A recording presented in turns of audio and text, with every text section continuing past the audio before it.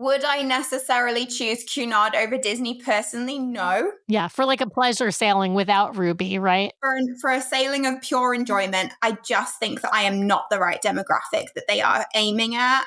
And I did feel out of place. Let me kind of put it that way.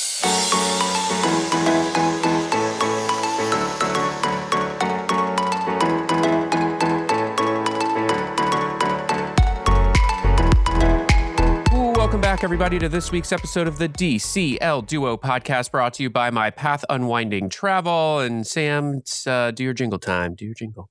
Simply the best, better than all the rest. Gosh, it's been a while since I've sang that. Yeah, you can tell you're out of tune. I'm a little rusty. Yeah, a little rusty. I need to do my vocal exercises. With that jingle, it is time to read a listener review. And since our guest today is from the UK, but we'll get into whether we'll get into some more detail there. But we thought we would read a listener review from the UK, and so this one comes from Laura Benzi, who writes probably the most consistent DCL podcast out there. Hopefully, it's consistently good. We know it is because she gave us 5 stars. She writes, "I've been a longtime listener of the DCL Duo, and I really appreciate their wide range of content on all things DCL. Whether you're an inside stateroom cruiser like me or a Royal Suite concierge cruiser, they have you covered. Brian and Sam are great hosts, and they work wonderfully together." And then there's like a kind of like almost like a blushing happy face, I think it is. I don't know. I don't know the names for all these newfangled emojis that are out there. But thank you, Laura, for your review. We really appreciate it. And for all of you out there listening, especially internationally, we love to hear from our international listeners. It still blows us away that we've got people listening to us outside the U.S. So thank you for leaving the review, Laura. And if you want to help support the show, remember, one of the easiest ways to do that, head over to Apple Podcasts, hit those 5 stars. And if you leave us a written review, we will read it on the air at the top of one of our main episodes. Sam, over to you. Yeah. You know, it's funny. We have another Laura from the UK on the show today. How funny. You know, how weird. Funny, Sam, is that Laura is me. There we go. Benzi is my maiden name, which is obviously still attached to my Apple account. Well, there we go. Hilarious. Because when he read the name, I was like, could it be this Laura? But no, she has a different last name. Well, it's spelled differently too in the review. It's Lora. So it's a very old Apple account, clearly. Oh my God, that's hilarious. So that's a funny coincidence. Okay, well, for those who don't recognize Laura's voice, or if you're watching on YouTube or recognize her face, Laura has actually been on the show several times before. Laura is an avid Disney cruiser, big Disney fan, of course. But we're not actually going to be talking about a Disney cruise today, Laura. We're getting about as far away from Disney as one can get. Well, I mean, in some ways, it's not actually that far from Disney cruising, because the Disney ships were actually, for anyone who like sort of follows, history of Disney Cruise Line, the Disney ships were modeled after ships built by Cunard, like the QE2. And Laura traveled across the pond from the UK to the United States on Cunard recently for a cross-Atlantic move. So I got to, first of all, say welcome back to the show, Laura. You are now in the US. I am. And I was actually thinking, I think this is my 5th time on the podcast. So does that make me a gold podcast? Welcome to gold. Yeah, after this. Remember, after you finish your 5th episode, then you become gold. Finish this recording. Mostly because we don't have the stateroom gifts ready, but yes. Yeah, we don't have the stateroom gifts. I have recorded with you guys from England every time up until now. But no, I am now sitting at home in the United States. That's crazy. Okay, so you guys planned a cross-Atlantic move. Now, you are a dual citizen, so it's a little bit easier than for somebody who is just trying to, immigrate and you have to do, visas and all that kind of stuff. But tell us how did you guys decide to do a cross-Atlantic move via ship? Like, where did that idea come from? Like, why not fly and just ship your stuff? Like, how did this concept come to be? Yes. So the main reason that we did this was because of our dog. So she is an Old English Bulldog. Her name is Ruby. She is my child. I mean, we have 3 children. We have Nathan and we have our 2 dogs, Amos and Isabel, who are they're American Cocker Spaniels, and there are other children. Absolutely, I totally understand. And because of her breed, there are some. She's too big to fly in a cabin, which is an option. Not usually from London, but there are ways around it. I did a lot of research. And most cargo shipments of dogs, they are not keen on her breed because her Bulldog breed as a whole tend to have the squashed faces, the breathing issues. Right, the breathing issues, yeah. Yeah, so she is an Old English Bulldog, so she gets kind of lumped in with Bulldogs as a whole, which have the squashed faces, the breathing problems, etc., even though she actually doesn't. But airlines, the classifications, they don't go down to that level of detail. So it's not easy to get her onto a cargo flight. And from personal preference, that wasn't something that we were that keen on doing anyway. So we were looking at other options. I'm sure people are aware of the pet flight companies that charter a small plane with multiple pet owners. That's extremely expensive and was very much out of our budget. And in comes the kennels of the Queen Mary too. So I'm here. I've been on the show a few times. You guys know how much I love cruising. So the opportunity to take our dog on a cruise and make that a reality and use that as our way of travel as part of this big move that we were making just felt like a really cool thing to do. Yeah, I think it sounds like a fantastic way to move because, you're going to have a lot of stuff to bring over when you're making you're making any permanent move, right? Like you have lots of suitcases, right? And so you don't have, you have a lot of limits on what you can bring on flights, in general, right? Not of course, not including even your dog, but also just your stuff, right? And you have, even if a cruise ship has a limit, it's going to always be higher than the limits that you're going to have on flights. And so it seems like a smart idea. Plus, I'm curious about the quarantine rules for the pets, right? Because I know that some countries impose a certain amount of time. I'm wondering if being on the ship for the, however many days you guys were on that crossing, would that comply with quarantine rules? Or I'm not sure. It's surprisingly easy to bring a dog from the UK to the US. Actually, to the point where I was convinced that I had missed something. And, the day before the cruise, I'm sat there going, this can't be it. This can't be it. All we actually had to do was she needed full vaccination records, which she already had. According to the CDC website, a rabies vaccination was optional because we were a low-risk country. However, I have found that it is expected. So we did do it anyway. I was, it's optional. I'm just going to do it. It was not an expensive thing to get done. And I'm not taking any chances with this. Well, and a lot of, at least here, our county requires the shots our city requires the shots. And that's exactly what we found since we've been here. They do require it. So despite the fact that they tell you it's optional, it's not really. I had to fill in a CDC form online, and then she had to have a vet check within 5 days of leaving the UK. And she walked straight off the ship with us and into our waiting vehicle to continue our journey. No quarantine needed at all. Wow.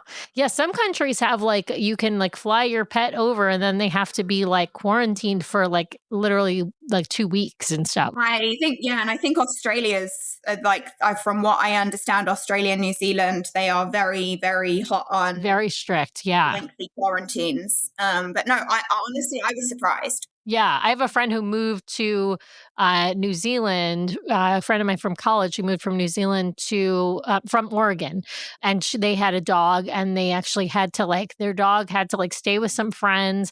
Then their dog had to be put on a separate plane, and and then the dog was in a quarantine for I think 2 weeks, some kind of like I'll call it federal government, but New Zealand's federal government quarantine for 2 weeks. No, It's I was honestly wow. really, really surprised that it was a lot simpler than I was expecting it to be. Almost too simple.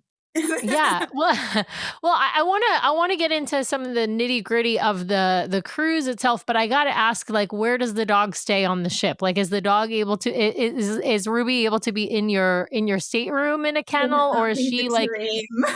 yeah, or is she or does she have Honestly, to be in a yeah. kennel So the Queen sort of? Mary 2 has its own kennel area. You're on deck 12 at the aft of the ship. So right at the top, right at the back, there's a kennel room with, I believe it's 20 kennels. I've read 24, but I think there's 20. I did take photos, so I could go back and count. There are lower kennels and upper kennels. And if you've ever seen kennels kind of at a vet's, that's what I would kind of equate it to. There's enough space for the dogs to kind of turn around and have their bed. But that's kind of it. The little dogs go at the top and the bigger dogs go at the bottom. And they do also take cats. Cats have slightly different requirements in that you have to book at least 2 kennels for the cat because they need a litter place and a sleeping place. But yeah, for dogs, I think of a certain, if you got much bigger than Ruby, I think you would be starting to look at booking 2 kennels. But they have all of those requirements and they will tell you, you have to measure your dog and send the measurements, and they will tell you what they require you to purchase for the dog. Now, do they take care of your dog on board, or how does your To dog an get extent, yes, yeah. but you are very much on the hook for continuing to care and look after your dog. So there are 2 kennel masters, so a kennel master and assistant kennel master. There is a very, very famous kennel master called Oliver, who sadly had just gotten off the ship when we got on, so we did not get to meet him. But we had the assistant kennel master, Neko, was acting then as kennel master, and he had an assistant called Andy. And they were both absolutely lovely. They cared so much for the dogs. So basically, they will clean up after your dog. So anything that happens on the deck where you are walking the dogs, you either shout code yellow or 007, and they come and collect or clean. And they also will feed the dogs. And if for any reason you can't get up to the kennels during the visiting hours or immediately in the morning or whatever, if you ask them, they will take the dogs out. Or in some cases, if certain owners just didn't come, they would get the dog out to allow it to do its business. But they're not going to keep that dog kind of out and about. So really, if you want your dog out of your kennel, which I'm sure most people do, you need to be up there during the visiting hours. And there are kind of 2, there's a smaller room and a slightly larger room where you can sit with the dogs during that time. And then there's a small deck area outdoors, which is basically just a walkway around the aft of the ship, a little U-shaped area where you can walk them up and down. For 1 hour in the evening, you get a slightly larger place on deck 12, which my husband and I looked like crazy people running up and down with Ruby, taking turns because she's a bigger dog. She needs a decent amount of exercise. She'll easily run 4 or 5 kilometers with my husband. So not being allowed to run around was a little rough for her. So we did our best to kind of keep her moving when we had that extra space. Yeah. Well, so that means you can't take your dog anywhere on the ship, at your stateroom and other places. You're limited. Yeah, you're limited. So, but it's a really, it's a really cool thing because most cruise ships you can't take dogs at all unless it's a service dog, right? Like on Disney Cruise Line, for example. All right. Well, we got to talk about Cunard and the ways in which it's different from Disney Cruise Line, of course. Hey, Sam, can we start with, I just kind of like to start with the ship since we started there. How big is this ship that we're talking about? And Give us a sense of like the layout as compared to maybe like a Disney So cruise. the Queen Mary 2, my understanding is it's the world's only ocean liner. So it's technically not a cruise ship. I think the biggest thing that we learned about that made the difference there is that it has additional stabilizers and the layout is very different. So all of the kind of main amenities of the ship are down on deck 2 and 3. There's a buffet and some restaurants on deck 7, but most of the time, the things that you're doing, the main restaurant that we were in, kind of pubs and bars, those sorts of areas, a lot of the shopping, all on deck 2 and 3. So it's all placed very much lower down. The theatre as well, down, I think, that was across, it was either across 2 and 3 or 3 and 4, if I remember correctly.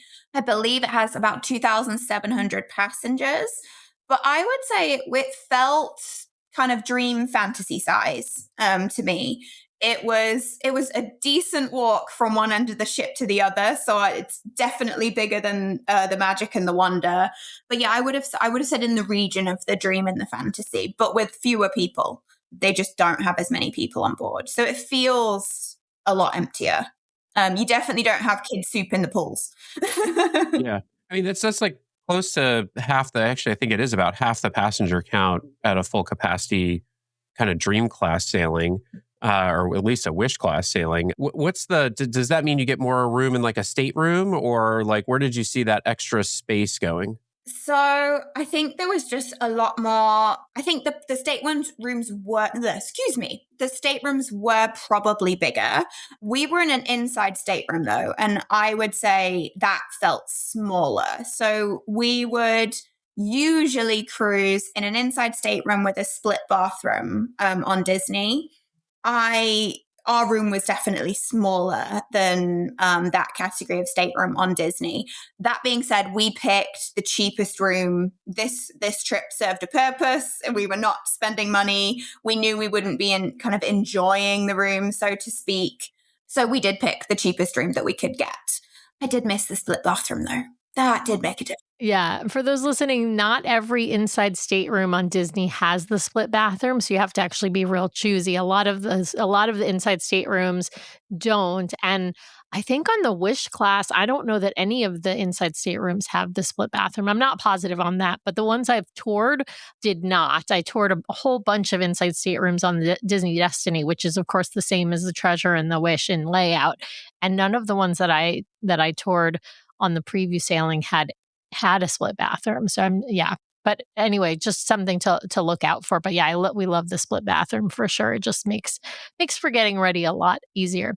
I'd love to know, you mentioned amenities on the ship. I'd love to know, like, do they have similar amenities? Like you mentioned theater, but what about like spa and other like entertainment spaces, that sort of a thing? Yes. So spa, they had a planetarium listed, which I think also doubles as a cinema. We did not make it there. I am not entirely sure what that entailed, but I believe they also used it as a small theatre as well. During our sailing, they had a small 5-person theatre company on board that did a couple of small shows. And they were not in the main stage theatre. They were in this smaller area. Yes, I believe. And they also put the cinema is also in there. Lots of shopping, lots of luxury shopping too. There was a resale designer bag shop, which is something I've personally not seen before on a ship anyway. And then all your kind of classic jewelry, watches, a good amount of space dedicated to that. Multiple bars, the Golden Lion pub. So, that classic British pub situation that lots of cruise ships tend to have. I was going to say, if anyone can do a pub, it would have to be Cunard. So I'm assuming it was a fairly faithful recreation to a British pub. Yes. And then there was, so right up the front on deck 7, there was a martini bar. There was other kind of cocktail bars. We didn't actually go, I forget what it's called. There was a bar opposite. There was a bar called the Chart Room that we quite liked. there was a champagne bar, and there was another bar area opposite that with a different theme. And we didn't really venture into there, so I'm not entirely sure what it was. And I'm trying to go through the rest of the layout in my head that, yes, I think I said they did have a spa. That looked pretty big. We didn't go in. They had a very, very big gym for a cruise ship, certainly in my experience. It was very decently sized, a full side of it dedicated to cardio and a full side of it dedicated to weights, even with a barbell and a rack set up, which is something I don't think I've seen on a ship before. And kind of from a stability perspective, did feel a little bit unstable. So that was definitely an interesting one to try out. Yeah. What about on board? Well, actually, let's talk eating first. You mentioned a buffet and restaurants. Tell us, like, what was are these like sort of formal sit down? Is there any quick serve options beyond the buffet? But yeah, what was the food situation like? So actually the restaurant that you eat in every night, if you go to sit down dinner or sit down lunch even, and breakfast, I think actually all of them, that restaurant is assigned based on your stateroom class, so to speak. So us being in the cheaper rooms, we were assigned to the Britannia restaurant. If you're in a suite, which I believe they call grills suites, you would eat in either the Queen's Grill or the Princess Grill restaurants, and they would be your assigned restaurants. This is reminding me of the Titanic with the steerage class. Very much, yes. And I joked several times with my husband that we're in steerage. That being said, although it was for the lower classes of room, so to speak, it was very grand and very beautiful, and still had waiters dressed to the nines. And, for dinner, after 6 p.m., if you wanted to be in any of the bars and restaurants, you did have to dress appropriately. What does that mean? Yeah. And we did have to, there was a sign and it said for men, basically like collared shirts, no jeans, closed-toed shoes. For women, again, no jeans, no shorts, like kind of nicely dressed, so to speak. Certainly not kind of, you wouldn't see the variety that you get on Disney. But there was still definitely a variety within that smartly dressed kind of place. From, my husband had a collared shirt and cargo trousers. No, that's khaki pants. So he just wore those.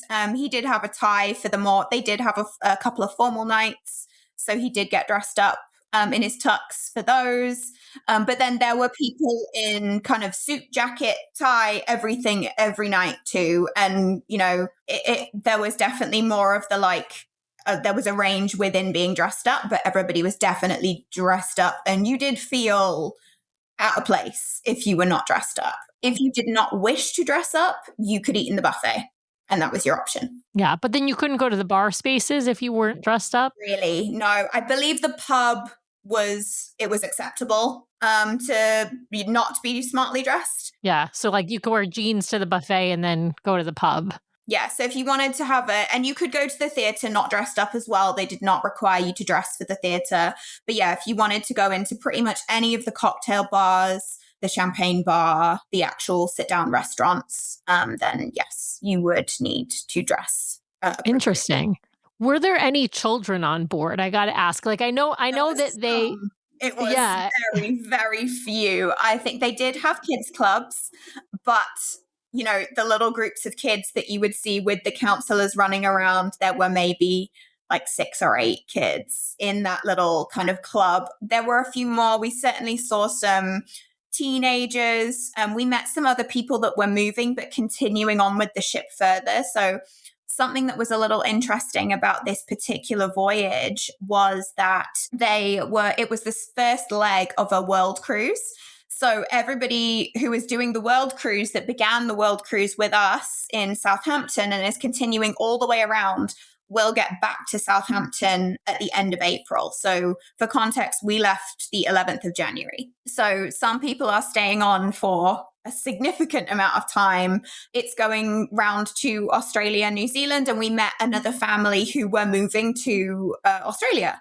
And they're just traveling by ship with the whole family. That's so cool. Yeah, I mean it's a cool idea obviously to do a world cruise. We've covered on our show, Royal's world cruise that was a 9-month cruise, but even a 3-month cruise that travels pretty far for just 3 months. That's pretty amazing. So across from Southampton to New York and then I guess down around through the Panama Canal, I guess, and then across the Pacific. The Queen Mary 2 has gone through the Panama Canal, so that was another big deal that was happening. It went around to San Francisco, LA, and I believe in San Francisco, I could be wrong on this location, but wherever the Queen Mary is, that's now a hotel, the ships were meeting again for the first time. So I did see that on social media maybe last week or so. That's so cool. I think it's in or near LA. I can't remember. Brian, you know where it must be. Yeah. And they were doing an overnight in LA. So yeah.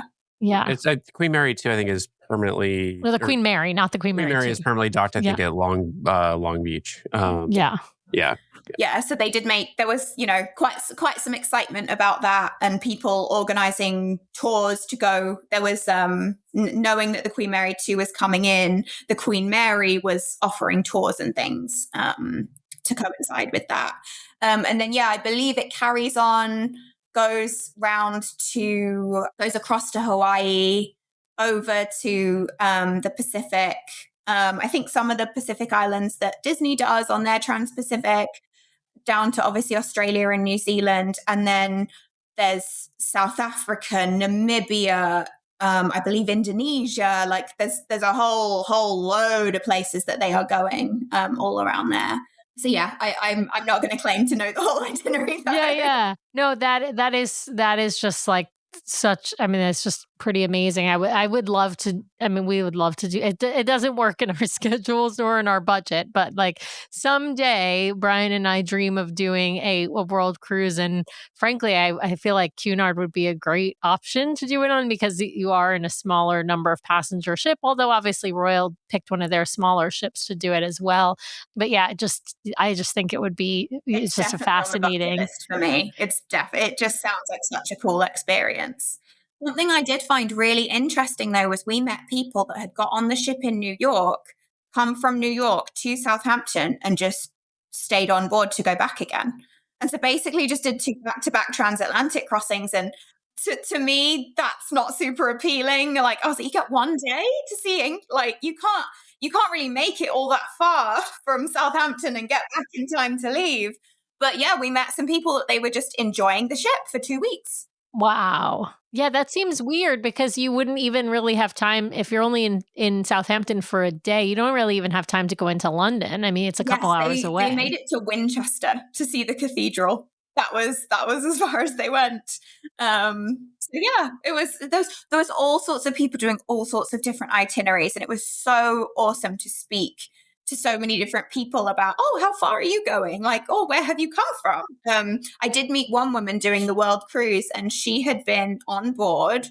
She had done, I believe, Southampton to New York, and then they did some Caribbean stuff over Christmas and then come back to Southampton and then were staying on for the whole world cruise. So she was doing November through April or something like that. And I was like, wow.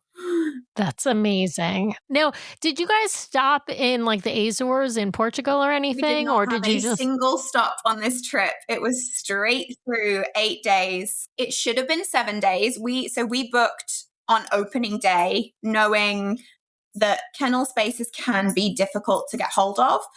I say this, there were 2 families on the ship who booked the week before. So I have a suspicion that people jump on it like we did, but when it comes to actually kind of finalizing things, and I think with that sort of arrangement, it gets booked up on day 1, from a kennel perspective, certainly. But then I think the waiting lists can come through. Couldn't tell you how long those waiting lists are that get cycled through, but there were definitely people. We left on the 11th and there were people that said they got confirmed on the 7th. So which was the last possible day to confirm the dog, I suppose.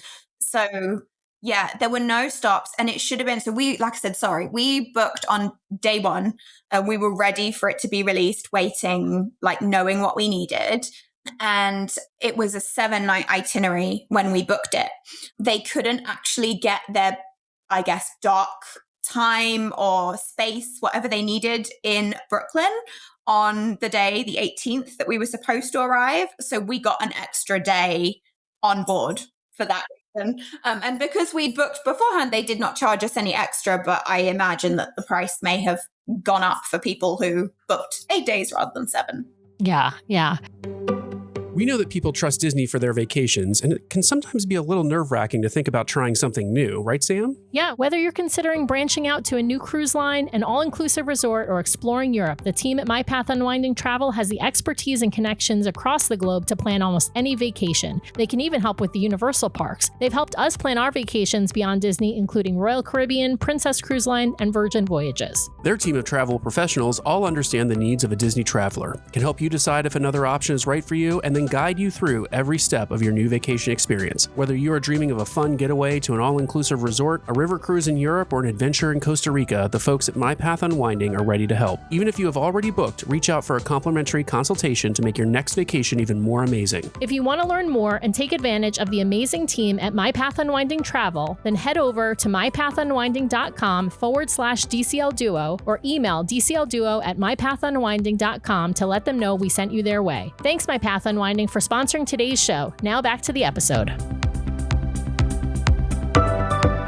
Wow. I mean, it's just a crazy, to think that you just add on another sea day when you're, because you don't have your dock space. It's like, it's kind of nutty. But, I got to ask, like, what stuff did you guys end up doing on board? Obviously, I know you're going to spend a lot of time taking care of Ruby because, she was the sort of the reason for booking this. She's the priority here. She's the priority. We wanted to have, a bit of downtime and a little bit of a holiday. It certainly wasn't the same type of cruise as we are used to having from a relaxation and enjoyment perspective.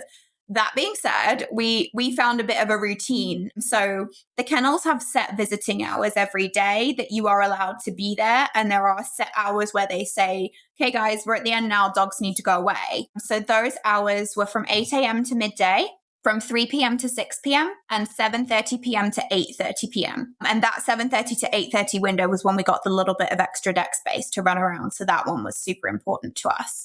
So what we would do is we would tend to wake up in the morning, go and grab breakfast in the buffet and go straight up to Ruby and get her out as soon as she was allowed out at 8 o'clock. They would have already have been in and given the dogs breakfast at that point. For most of them, there were some people that said they would prefer to feed their dogs, be present, whatever. We were like, she's not bothered by food, just give her breakfast, it's fine.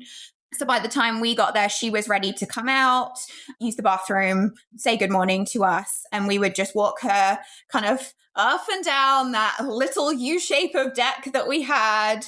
And then kind of depending on the weather, if it was good weather, we might kind of spend a little bit of time outside with her, just getting some fresh air. Some of the days it was rainy and cold, disgusting. And she was like, get me back inside, parents.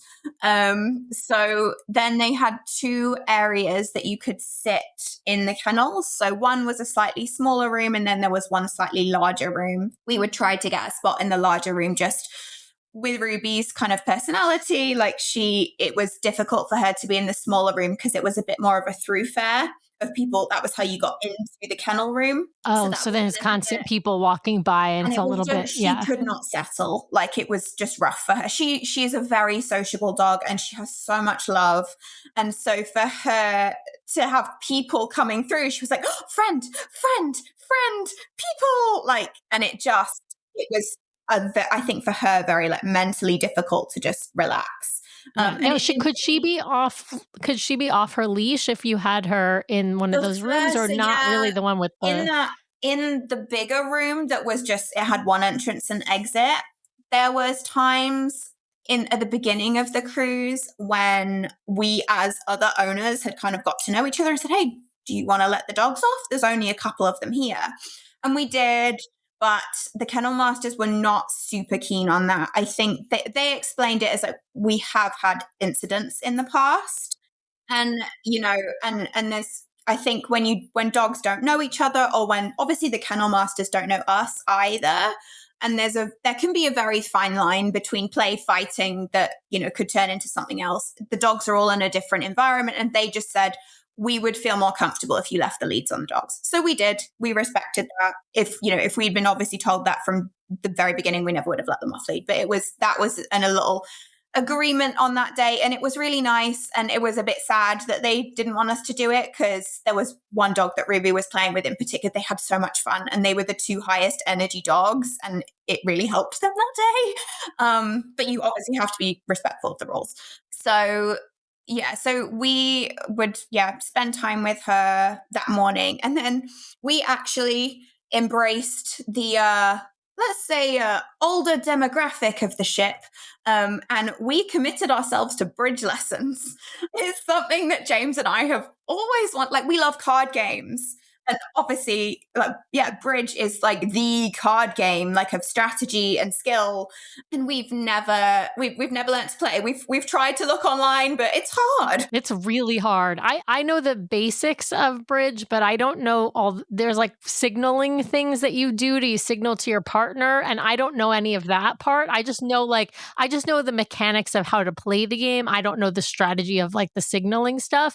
But I have a friend of mine who I used to work with, she's a little bit older, but not the typical bridge age. And she goes to like bridge tournaments. Like, she's like hardcore, knows all the things, but like, it's a really good game of strategy if you like card games. It's just, I think you're right. It's harder to learn. You've got to really, you 100, and we still do not know all of it. Like, we did 5 days of lessons, and the bridge instructor was a guy called Keith, and he was great. He really explained it. They were, it was 1 hour lessons. I think that was about all your brain could take of the kind of what was being taught. We committed to it for the 5 days, but he was staying on until Sydney, I believe. And he kind of said, if you're here and you want to continue, I have developed a kind of end to end all the way through to Sydney to keep progressing and get you playing. But that first week was just about learning like the basics. So we did commit to that. So we would go see Ruby for the hour in the morning, go down to our bridge lesson for an hour, and then come back and sit with her till lunch. And it did take until day 3 or 4 for her to actually lay down next to us and settle in that room.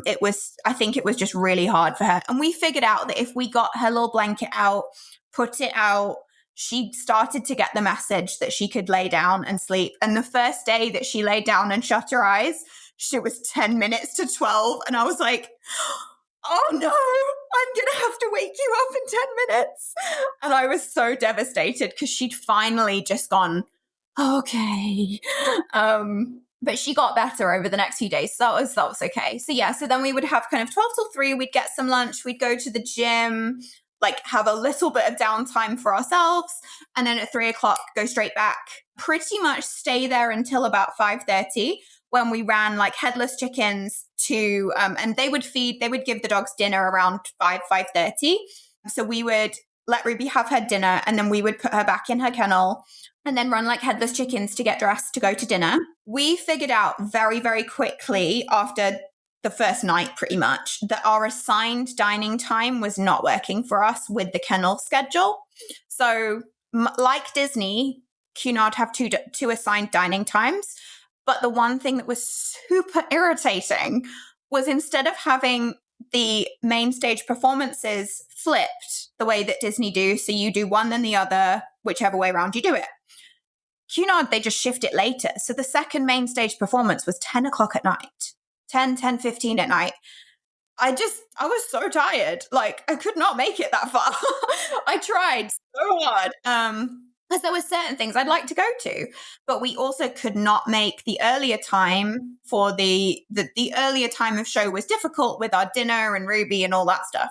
So what they do offer, which I would highly recommend if you do a Cunard cruise, just because their timetabling isn't as organized in the same kind of like helpful way as Disney, is they have open dining from 6 till 9. So if you're on open dining, you just show up or you can book your place in a virtual line if you don't want to wait in the line. But to be honest, if you show up at 6 p.m., you were just going to walk straight in. And that is what we did.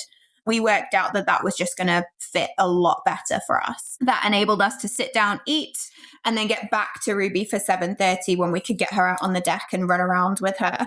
And basically we would then stay there until 8:30. And then if we had the energy, we would go and do something after that. But some nights we just went to bed. Well, and that's fast. Like you can't have a leisurely dinner because like you said, you're gonna, if it's like 5:30, you're getting dressed for dinner real quick. So let's say you even make it to dinner by 6, you got to be out of there by like 7:15 in order to get to Ruby at 7:30, right? So like you're not. This is not like a leisurely paced, yeah. Which I totally understand because you can't. If you hadn't gone to see Ruby during these times, like that means your dog is in a small kennel for the entire day. And so like, just to put it out there for people listening, like your animals can be in a kennel for a long period of the day. Like, I mean, our dogs are in their kennel when we're out of the house at work, but we have somebody who comes and walks them in the middle of the day, right? And then when we're home, they're not in their kennels all day, right? Like it's just you're poor, and the dog is having to adjust to a completely different environment too. So there's all of that. Yeah, and doggy seasickness is a real thing. It's I think, bless her little heart, Ruby was the only one that did not get sick. And to avoid grossing people out, doggy seasickness tends to present in the opposite direction to human seasickness. So that and some dogs, bless their little hearts, they were having a rough time of it. I think there were a few dogs on that cruise that were literally on a diet of boiled chicken and rice because they were just feeling so sorry for themselves and so unwell. Thankfully, I've got a resilient little one who just took it all in her stride and didn't seem that bothered, apart from just, I think, being very overtired and wishing she could run around. Well, maybe not the best segue in the world, but speaking of food, I'm curious, and I'm sorry if I missed this when you were describing some of the spaces on the ship, but was there really only the main dining room that you were assigned to eat in, or did you try some of the other food on board? And I'm kind of curious what you thought of the food overall. Paid options. So kind of in the Remy Paolo type vein, there were some paid options, which I believe ranged from in the sort of $35 a head to maybe $65 to $70 a head, just because of our schedule of like wanting to sit down and enjoy the food. We chose not to do that. But something that I did think was really interesting, they had kind of a rotational style of those restaurants where for the first 3 or 4 days, one of them was called Bamboo. And it was an Asian fusion type thing. It was actually in one of the spaces that was the buffet, part of the buffet during breakfast and lunch. And then in the evening, it was a paid restaurant. For the second half of the cruise, it was, I forget the name, but it turned into an Italian. And they did pasta and pizza. So they changed it up a little bit to kind of, I guess, give you something else to come back to and try something a little bit different. There was also the Veranda Steakhouse, which some of the other owners that we made friends with, they went to and said was brilliant. And then there was also, I can't remember if it was during the evening as well, but certainly during lunchtime, you could get burgers and hot dogs, like specialty burgers and hot dogs, like freshly made. It was called the Chef's Galley. So it was right next to the buffet. It was practically attached to it, but you could go up and order from a menu of, I want the, whatever different type of burger. Like they had all sorts of different kind of things with different toppings. And they had like bratwurst sausages or like foot-long hot dogs or with all toppings and kind of country themed and things like that. With, fries and things that were all then very freshly made, right? They're ready for you. Yeah. So and was that included or was that an add-on? That was included. Yeah. That one was included. So that was nice. There was one couple of days that we went and got burgers because the buffet food just did not appeal. Like some days the buffet was amazing and other days it felt a little bit flat for us. But we never made it to a sit-down breakfast for timing reasons. It didn't open till 8. We're already with the dog. And we So we did buffet breakfast every day, which was nice. Similar to Disney, you could get an omelet made. You could, one thing that was actually really nice there, they did poached eggs. I say fresh, but in that warmed up way of they're kind of like part poached and they'll warm up, but they were runny in the middle and that's what matters. So that was actually kind of a really nice thing on the buffet, that, because, you know, the fried eggs on a buffet are never good. Let's be honest here. Like, Yeah. You've just kind of been sitting there. That we found the ways to kind of make it as kind of as nice as we could make it for what we could fit in with our time. How did the food quality compare to Disney? Was it better? No. Wow. I don't think so. There were some days in the main dining room that were better, and there were other days that I felt were a bit of a bust. And there was a couple of nights in the main dining room where I left and went, I didn't really enjoy that. I will say on the gala night, which was one of the 2 formal nights that we had, they did beef Wellington, and that I did really like. They did that very well, considering they make, well, we actually paid to do the behind the scenes tour, which was awesome. And I can talk more about that in a second, but they did tell us when we were in the kitchens, because it was the day before this gala night, he said, yep, we start with 700 portions of beef Wellington and see how we go. So to be making beef Wellington on that scale and to do it, you know, it was delicious. So yeah, they certainly did a lot of things very well, but there were some nights in the main dining room where it was just a bit meh. And the thing I wished that they had available somewhere was some way to see the menu before you got in there, because it's not available anywhere. I'm sure if you walked in and asked for it at the start of dinner, they'd hand it to you, but it's kind of a bit late at that point because you're already dressed or you're not. Right, because you could decide, I'm going to go to the buffet. And, you know, look at this, that, and they don't have any of that. So, yeah, and I would estimate the kind of average age on this ship was probably 65 to 70. So the technology side of things is probably less of a priority for them. And people probably are very happy to just come and sit down and have their 3 or 4 course meal. But I guess we are used to being able to kind of look in advance. Disney spoil us with that. And we kind of know, we know like, oh, it's this night. I know that I like this, or I can at least look ahead and see that there's things I want. Whereas I think there were certain nights where we left and said, I think I could have just had the buffet for dinner. Like that wasn't worth sitting there for like an hour and 15 minutes, an hour and a half. How is the service on board generally as compared to Disney? My sense has been that Cunard is supposed to offer a very high level of service, but what was your experience? I am sorry to say that was the thing that James and I both commented on that we really felt was lacking. And I'll tell you why I think it was lacking. They put gratuities on in the same way that Disney do a daily auto-gratuity. For the first time ever, I have never done this on Disney, I removed our gratuities. And I'll tell you why I did that. Because they are just distributed to the crew. They're not for your particular assigned service team. You only have an assigned service team if you have an assigned dining time. And even then, we did have an assigned dining time on the first night, which didn't work, and we swapped to open dining. Unfortunately, our server didn't even introduce himself to us. He didn't introduce himself. It was kind of lackluster. Like I had to keep asking for more water. It just, there was one night where my husband ordered some wine and it showed up when dessert showed up. And it felt very kind of lackluster, and like people didn't care all that much. Our stateroom host was wonderful. Like he was great. Jerry was brilliant. Like, but it's not on the same level of Disney. Like you almost wanted to have we tried to have a conversation a couple of times and kind of ask about him. And it was kind of quick, short, one-word answers like, I'm getting back to my job. And it was certainly, if you're used to Disney service, you will notice the difference. What we chose to do was remove the gratuities that just got kind of mass blanketed out to everybody.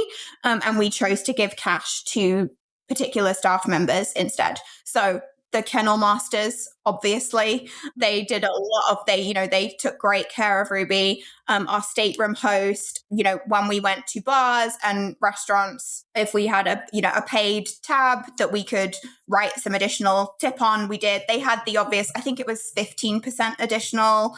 Disney had the 18. So that's already on there. We, did our extra kind of couple of dollars here and there. But yeah, it just wasn't, unfortunately, it just wasn't the same. And this could be us coming from the level of service that Disney provide is so high and so personalized that we have those expectations. And actually, this is more normal for the cruise industry. Because this is the first time I've cruised on Disney. So I don't have another benchmark. Yeah. Yeah. I mean, on the ships that we have sailed on, while I would say the service hasn't been as good as Disney, we have received some really good service. In particular, on Virgin, we've gotten some really good service, although it's spotty, and it's certain places really, really good and other places a little bit lackluster. And then same with Royal. It's a little more spotty, but I think that the difference for us has been sort of there's a level of friendliness on Disney that the crew, like even you mentioned about your stateroom attendant, like your stateroom attendant was nice and did a great job, but like wasn't overly friendly when you tried to engage in conversation. I think that's the difference. I think Disney like encourages their crew to be friendly. I think it's sort of like the Disney brand, right, is a friendly, open brand. And so I think they just kind of in their training, they must sort of encourage that level of friendliness and that level of getting to know you between the passengers. I don't know if that's a demographic thing with Cunard as well. Like, certainly we stuck out. Like, my husband and I are in our early 30s. Like, we were certainly some of the youngest on the ship. And it almost like I went to some of the, like, I'm a big crafter, like I love to crochet and cross stitch, and they had a daily 3:00, like just bring your own project, come and sit down kind of setup thing. So I was like, I'll go along. Like James would go up and walk Ruby and I would do that. And then we would switch and he would go off and like have a little bit of free time some days. And I remember sitting down on like the second day and this woman looked at me and went, "Oh, a young person." Like I was this like enigma. You're like a unicorn. Yeah. And I think a lot of almost everybody else that we saw that is quote unquote a young person comparative to the rest of the typical demographic of the ship was a lot of them had dogs in the kennels. There was definitely you could pick each other out. And it was, I was talking to this other young couple who have their dog when you got talking to people. So I don't know if that's a demographic thing with the crew of like, actually, does Cunard's typical demographic not want to have a conversation in their stateroom? They want you to come in and turn the bed down and clean up and be out of their way. I don't know. Maybe, but it was honestly, we had one server when we sat down for dinner one night, he introduced himself. We had a conversation with him and I was like, oh my God, this is so nice. Like, and we actually, when we stood up to leave, we walked over to him and said, thank you so much for serving us this evening. We really enjoyed having you as our server. And it made such a difference. It really did. It does. I think it changes the experience. I mean, we've had, some more, even on Disney, like friendly servers and less friendly servers, and it makes a very big difference. And honestly, as a passenger, even if things are sort of not, if the service isn't perfect, friendliness goes a long way to actually make me feel better about the service, even if the service was slow or they forgot to refill the water glass or something like that. It's interesting. One question we didn't ask you, you talked about demographic age-wise for the passengers, but I'm curious about nationality. Were they mostly Brits on board or was it more international? Heavily British, yeah. So we actually went to, what was actually very nice was, how Disney have like the gold and platinum receptions and, sometimes those are a drinks reception and sometimes it's a come to the theater and have the backstage look at this, that, and the other. They did a first-time cruisers reception. And I believe they do that for their various levels of loyalty because we heard about other people going to, I went to I don't remember the name of the status, but whatever, reception tonight. And we got invited to the first time cruisers reception. And what was really nice is the captain came and he stood up and he was a brilliant speaker. Really, really nice to hear from him. And it was actually his last cruise as captain of the ship because he is moving on to be a fleet captain.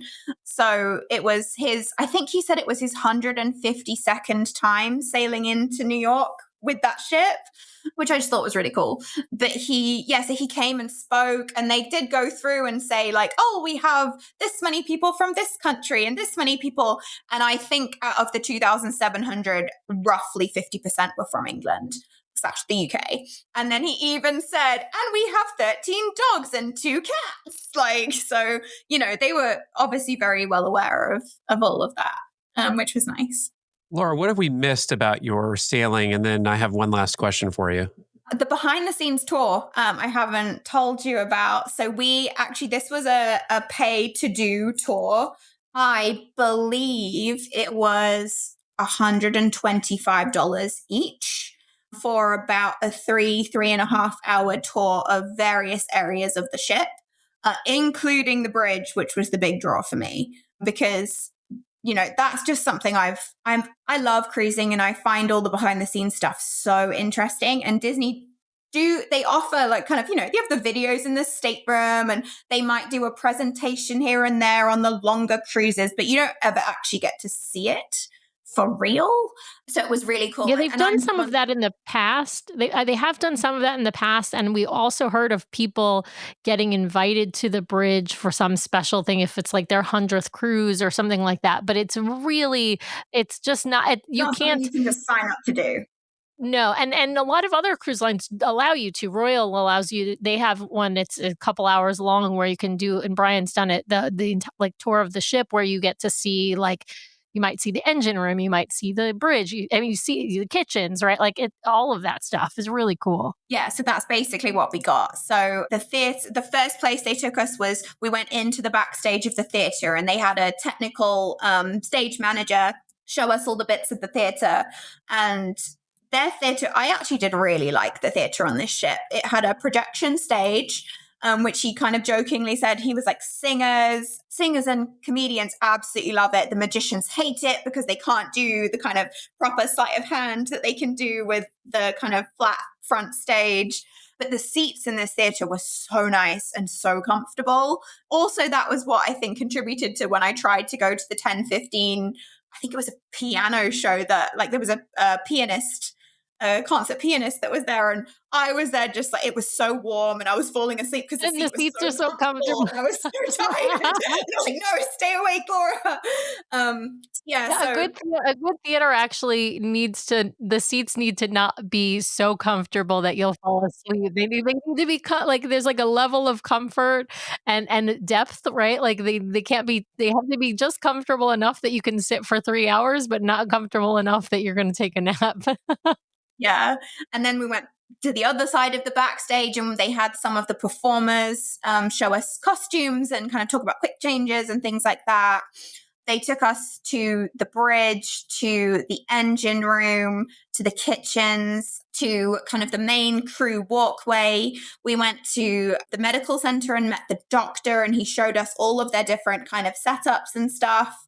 And it was really interesting. Like they kind of have everything from a kind of regular patient room where, it's very kind of low level care to like the super critical kind of looks almost trauma center like, and, got to ask all sorts of questions. And that was really interesting. And somebody actually did ask, like, is there a vet? Like, you have dogs? And he was like, no, there is no vet. And I kind of went, yeah, our dog's on board. You kind of sign your life away in that respect but he did kind of explain that if, a lot of the medications for animals are very similar to humans. And if we needed to contact a veterinarian to get advice, we have a full pharmacy on board. Like we couldn't, perform surgery or do anything like that. But there's probably a lot of things minor things that we could assist with if we needed to. Right. Like if your dog got like a wound, they could bandage him up. Right. Yeah, he would speak to a veterinarian on land, find out the appropriate thing that he needed to do. And he was like, we would do our best that we could do,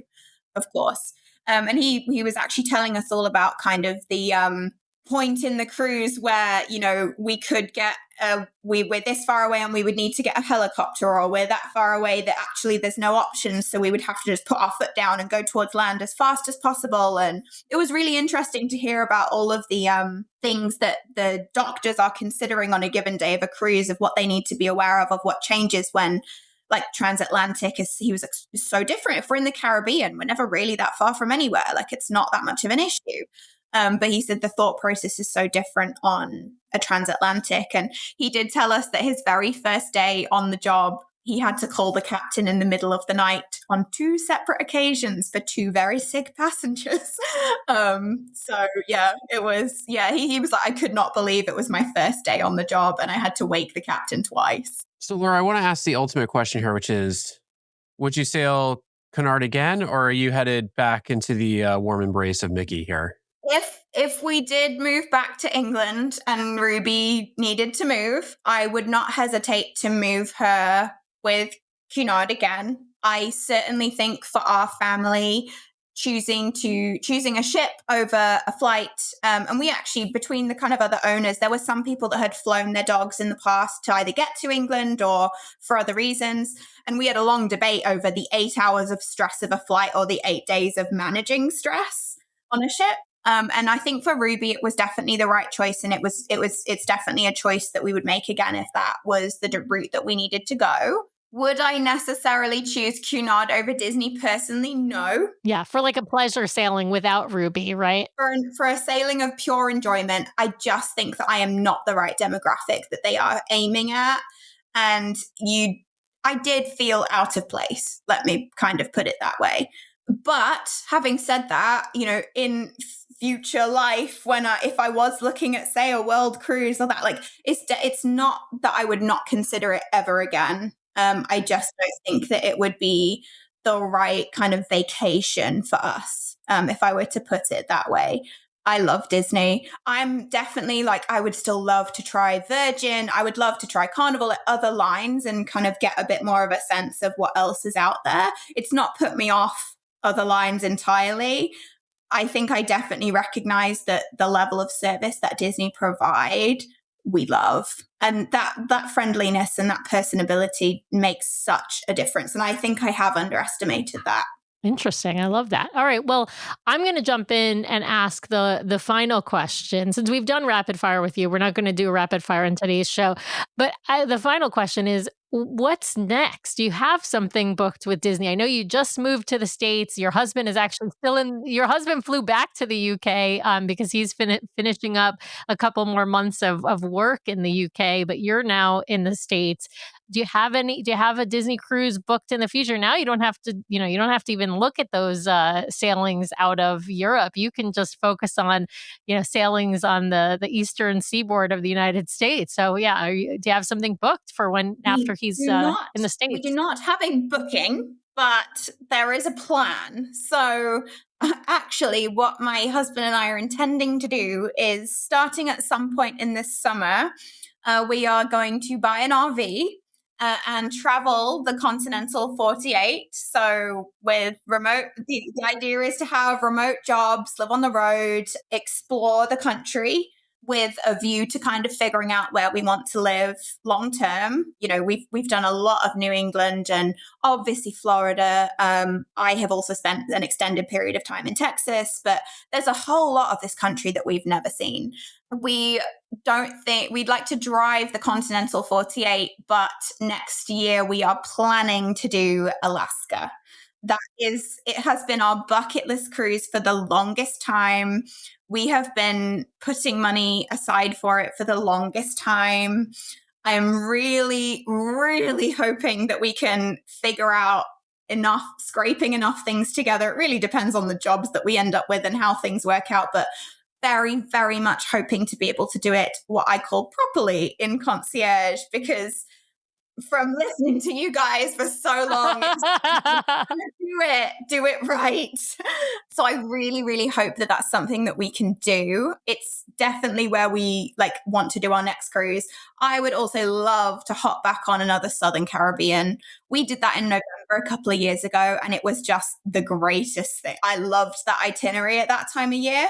So, but I think that's what's really nice is I feel like historically we've really had to plan because we needed, from most of the cruises that we've done, we have to fly internationally and get here a few days before and all that sort of stuff. And it's a much kind of bigger operation than potentially kind of a domestic flight to, Florida or wherever. So I'm hoping that we can be a little bit more spontaneous with cruising now. I love it. I love it. Well, listen, Alaska is incredible. Obviously a bucket list, whether you sail in concierge or in regular or in steerage, like in Cunard. It is. Disney really has steerage. No, there's no steerage. Yeah. There's no steerage on Disney. I agree.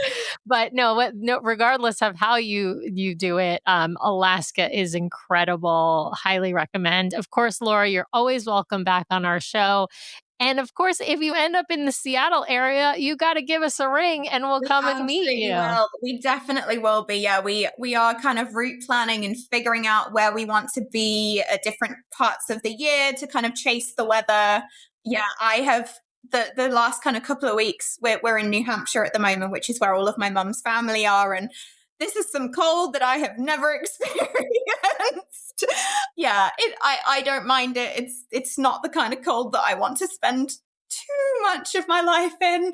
And Ruby, I think the novelty of the snow has already worn off. So I think we do need to find somewhere a little warmer to live and chase the weather in the RV for a bit. Well, awesome.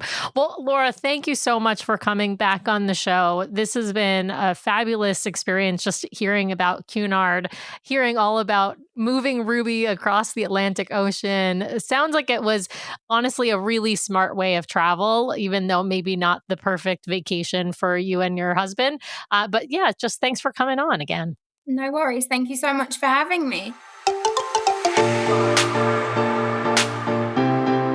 Well, thanks to everyone out there for listening this week. We really, really appreciate it. Be sure to subscribe to the podcast so you can keep getting great content from us every week. In fact, twice a week we publish shows. So be sure to hit the subscribe button to get all of those great episodes. And if you want to watch us live, we have a live show now every week, Monday nights, 5:30 p.m. Pacific, 8:30 p.m. Eastern over on youtube.com/DCL Duo. So be sure to head over and check that out. If you want to help support the show, be sure to hit those 5 stars on Apple Podcasts. And if you leave us a written review, a 5-star written review, we will read it at the top of one of our main episodes, so please head over there and hit those 5 stars. Of course, you can also help support the show by supporting our fabulous show sponsor, My Path Unwinding Travel. If you want to book your next Disney vacation, head over to mypathunwinding.com/DCL Duo or email them at dclduo@mypathunwinding.com so they know we sent you their way. If you've got questions or you'd like to connect with us, the best way to do that is to head over to dclduo.com. It's got links to all of our things, full catalog of the podcast episodes, including a searchable catalog for the podcast, links off to our vlog, a link to our Etsy store where we sell some fun fan-inspired magnets, link to our Patreon if you'd like to help directly support the show each and every month. Just head over to the website or patreon.com/DCLDuo. Also has a way for you to sign up for our Substack newsletter that we're hoping to start really pumping out monthly here at least, and a few blog articles that we've written. So DCLDuo.com is the best way to connect with us. You can also, of course, email us at info@DCLDuo.com or reach out to us on our voicemail line at 402-413-5590. That's 402-413-5590. The DCL Duo podcast is not affiliated with Disney Cruise Line, the Disney Company, or the Disney family of theme parks. The views expressed on the show are solely those of the individuals on the podcast and in no way reflect the views of the Disney Company or Disney Cruise Line. If you have questions about a Disney cruise or a Disney vacation, please contact the great folks over at My Path Unwinding Travel or Disney directly or your own travel agent. Thanks again for listening, and we'll see you next time for another fabulous adventure with the DCL Duo.